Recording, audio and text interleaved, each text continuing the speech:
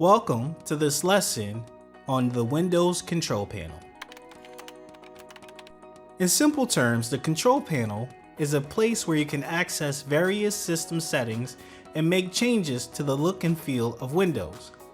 In the control panel, you can access your network settings, uninstall programs, and make changes to user accounts and access advanced system settings. To access the control panel, we can click the Start button or press the Windows key and S, type Control Panel,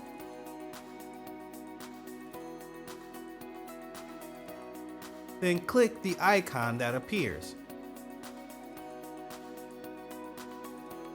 As a side note, anything that you're looking for, you can also search for in the search box that we just opened. Once the control panel opens, you can change the view of the icons and select how it's grouped.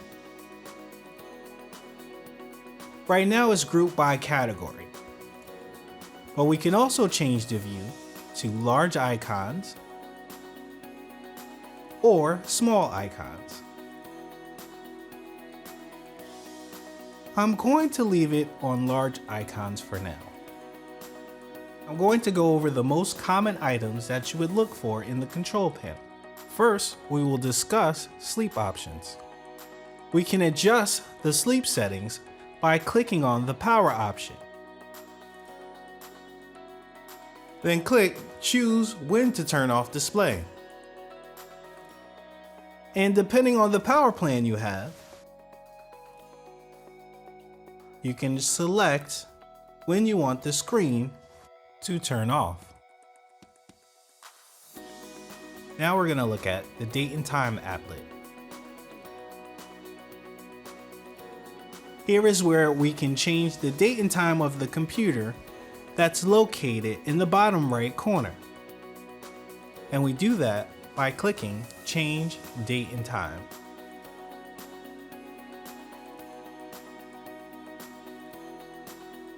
Next, we're going to look at the network and sharing applet. This is where we can control various network settings. Depending on how you're connecting to the internet, you will either see a connection screen like this, which lets you know that I am connected by Ethernet. But if you were using Wi-Fi, that display would show here. Next, I want to mention the troubleshooting applet. This is Windows' diagnostic tool to self-diagnose problems that you're having with the computer. Here it is split into categories: programs, hardware and sound, network and internet, system and security. To start troubleshooting on a specific area, click the label that best represents the problem you're having, and more specific options will show relating to what we clicked. We can select the name that best represents our problem. Then we click Next on the prompts and see if Windows will be able to automatically fix the problem that we are having. And last but not least, we'll discuss programs and features. And this window is where we can uninstall programs that have been installed on our computer. To uninstall, all we would need to do is select the program that we would like to uninstall